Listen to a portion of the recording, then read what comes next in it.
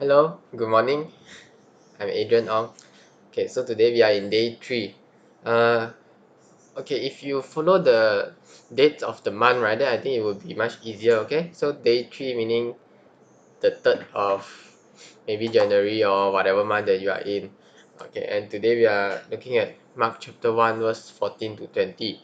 Jesus calling his first disciples. Okay, if you look at the right hand side, right, okay, the outline. So today we are already in the first section of, I mean the third section, okay, Galilee. From now all the way to chapter 9, it will be Jesus doing his ministry in Galilee, okay.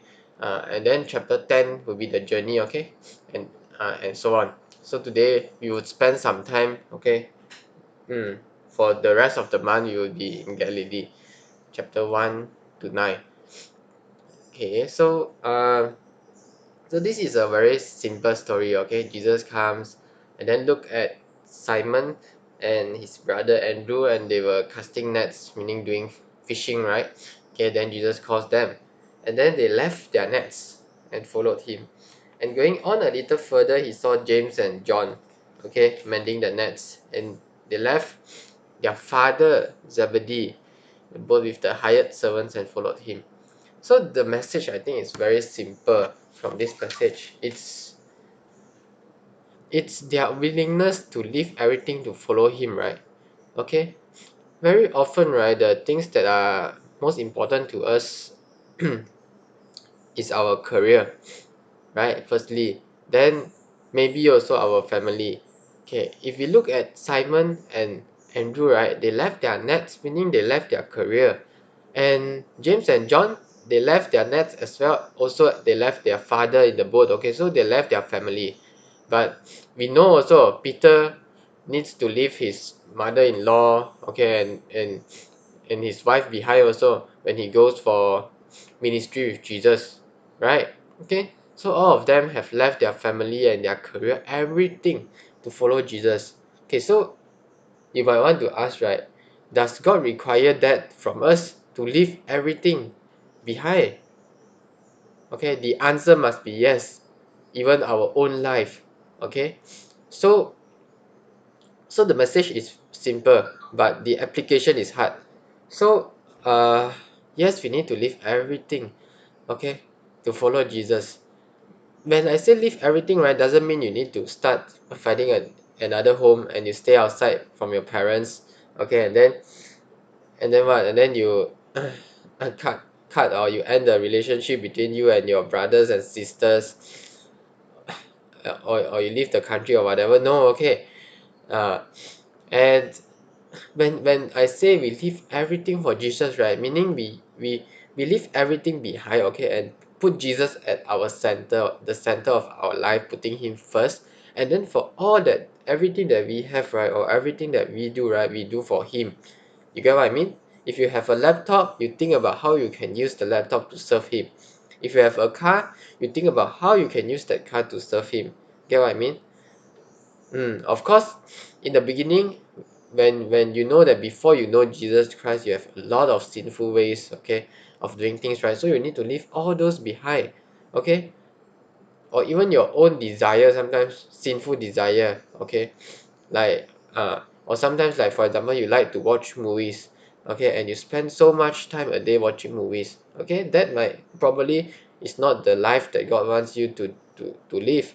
Okay, so if you have to have to follow Jesus wholeheartedly, maybe, okay, you need to live, you need to stop spending so much time on movies or dramas already. You get what I mean? So that you can spend more time doing more useful things for the kingdom, for Jesus Christ. Okay, that is what I mean by leaving everything behind. Okay, not selling your car or selling your whatever, selling your house, no. Okay. But for most of us, right, it's that way. Okay, when we work, okay, if we work as a cashier or a cleaner or a politician or a lawyer, okay, so whatever we do, right, we do for Christ. Even in our workplace, we think about how we can serve Christ in our workplace. Okay, God has a calling for a very special or different calling for each one of us. Okay, he doesn't call all of us to do the same thing. Okay, we serve the same Lord. Okay, we have the same purpose to expand the kingdom, but the calling the calling also, yeah, Jesus calls all of us to leave everything. Okay, but calling is specific to different people, right? For certain people he wants you to serve him in certain area, okay, in different careers.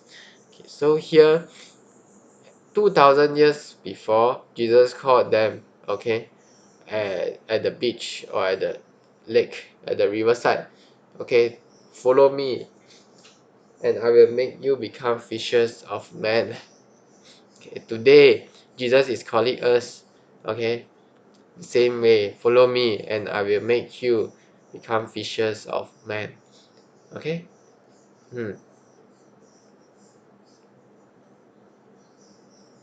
Okay, Jesus requires our lifetime commitment, total commitment to him. Okay, really to leave everything behind. So if there's anything you, so maybe today's reflection, right, you can think about anything that you still can't leave behind, that you still hold on so much that you can't follow Jesus wholeheartedly. Maybe it's your family. Okay, maybe you still put your family above Jesus, or maybe it's your career, or maybe it's your studies. Okay, you still think that things your studies more than Jesus, and when you think about studies, right, you think about it without God, you just want to study for your own sake, okay, for a living or whatever, without God in the picture. So that is not leaving everything behind.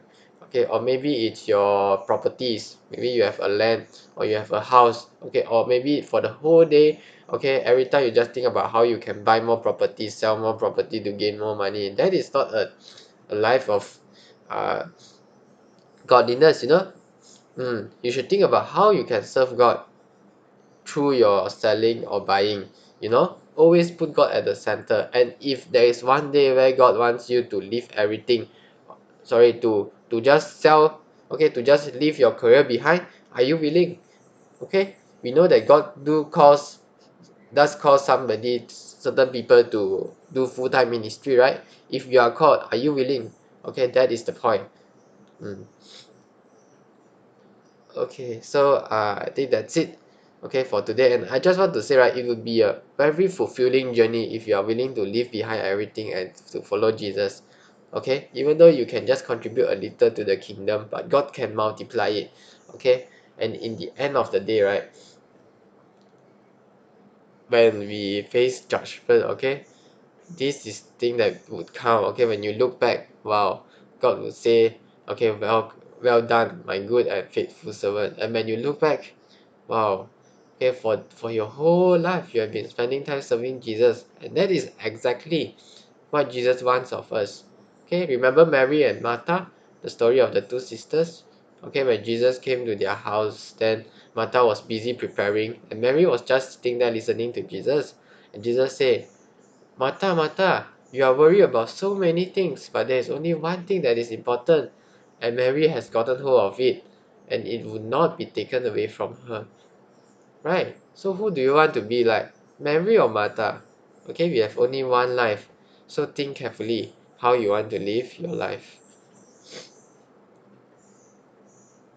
Okay? People like Jesus, Paul, okay? Yeah, wholehearted commitment to do what they want to do. And Paul, when he's nearing his death, what he said. Okay? I have fought the good fight. I have finished the race. I have kept the faith. I wonder how many of us can say that, okay, at the end of our life. And Jesus, when he's on the cross, remember his last word? It is finished. Wow, so wonderful, right? Finish. Okay, so God has a plan for all of us. Okay, it is a perfect, good plan. So whether you want to be in his plan, it's your choice. It's your call. Okay, hopefully through this story today, we can learn how to follow Jesus wholeheartedly. Okay, so here also Jesus starts his ministry, okay? And then for the rest of the month, we would go on to see uh, what Jesus done.